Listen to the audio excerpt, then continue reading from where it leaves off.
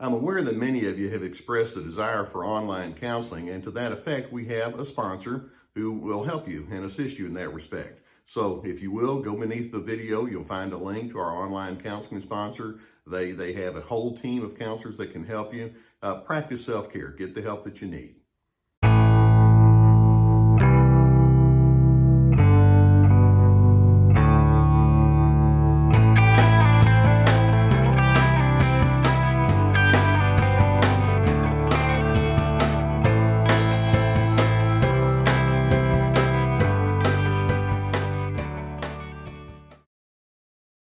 It's quite common to hear people inside my profession talk about the necessity of self-love. And you can count me as one of those who believes that that's truly an essential part of having a good and balanced and healthy life.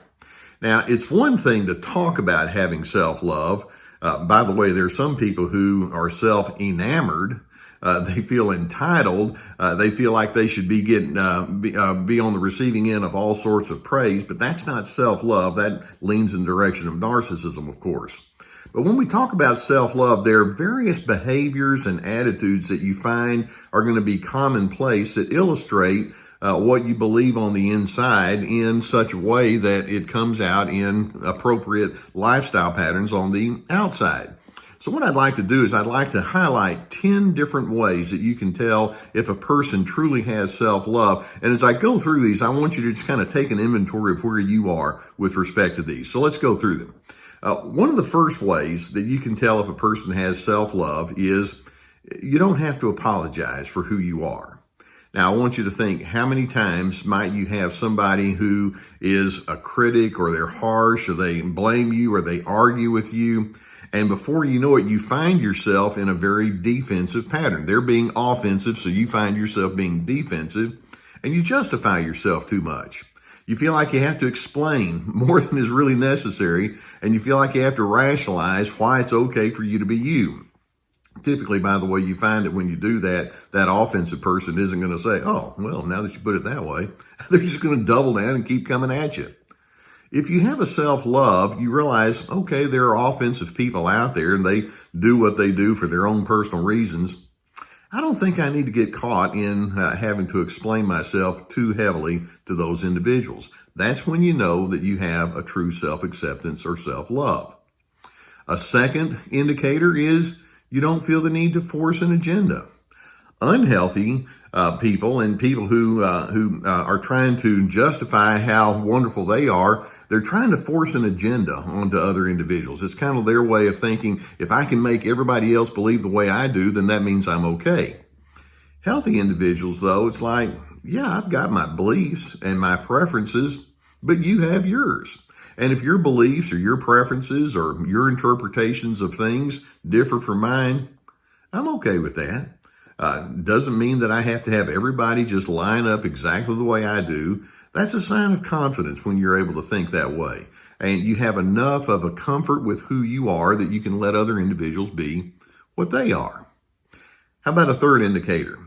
And that is when you blunder or when you err, you can see that as being a growth opportunity.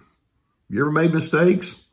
I have. Have you ever miscalculated, or you look back on the last year or 5 years ago or 15 years ago and think, man, I did some things that in retrospect, I wish I could have done it differently. Well, what you can do is you can say, yeah, and every time that I can see those things, those become opportunities for growth. And I'm hoping that as you grow, then you're going to be willing and able to look at your mistakes and ask, what lesson is learned out of this? And I'm going to take that lesson and apply it. And so you're constantly in a forward-leaning kind of way. And this leads to a fourth indicator, which is tightly associated with this. When you have failures in your life, and again, notice I use the word when, not if, you don't wallow in humiliation.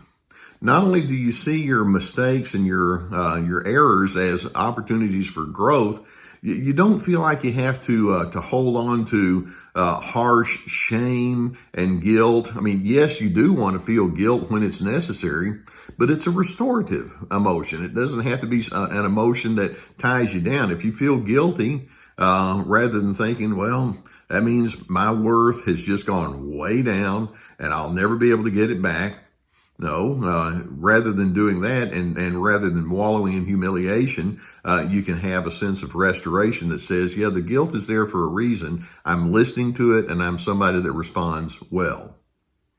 How about a fifth indicator? And that is you have balance in your use of anger.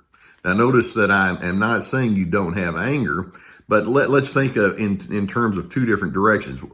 Unhealthy people have very strong anger where it just comes out way too quickly, way too easily, way too forcefully, or sometimes it can be in the other direction and they can suppress it or they can hold it in, or maybe they have self-directed insults, or maybe they're passive aggressive.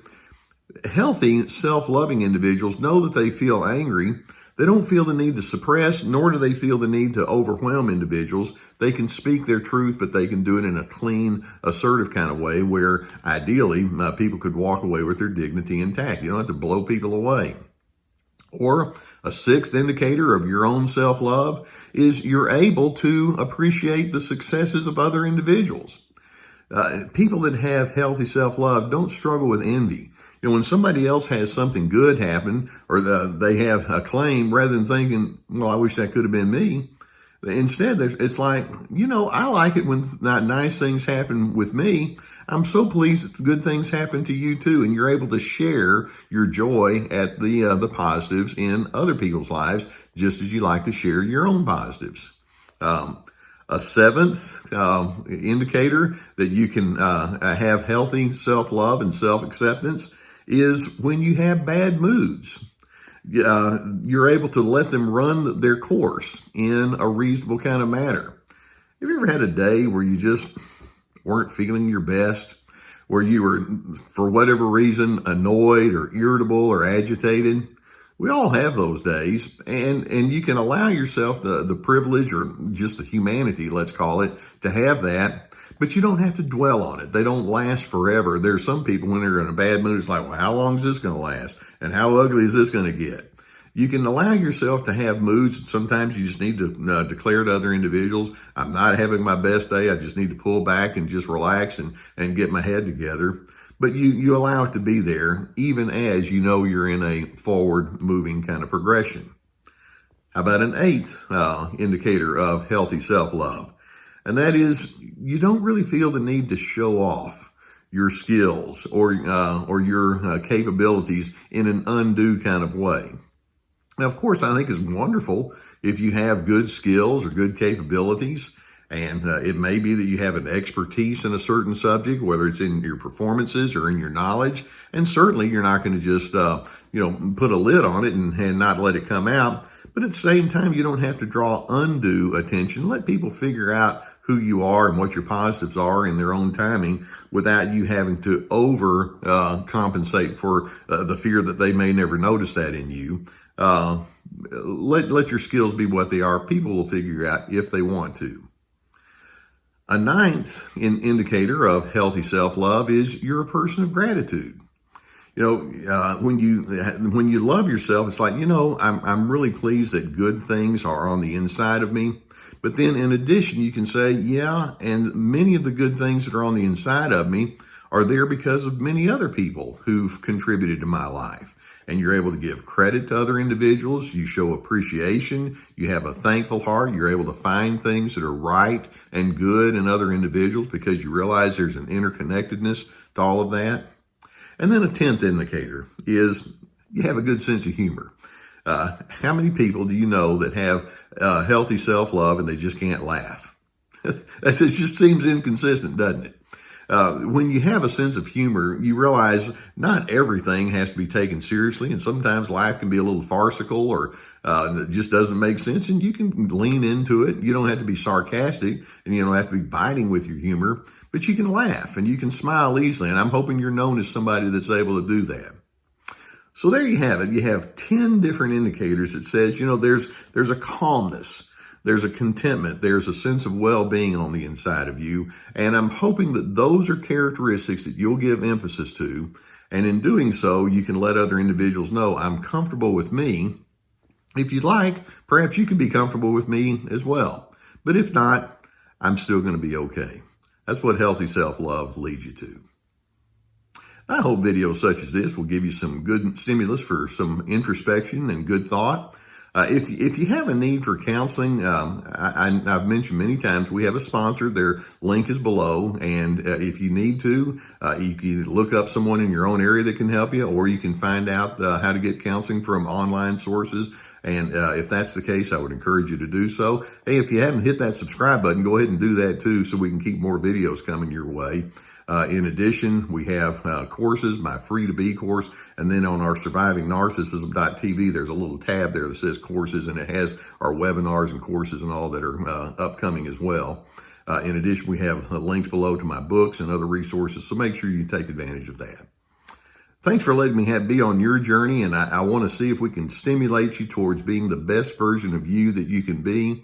And in doing so, I hope that you can have a healthy influence on other individuals. We need plenty of people who are on Team Healthy that are out there spreading the word of what decent and contented living looks like.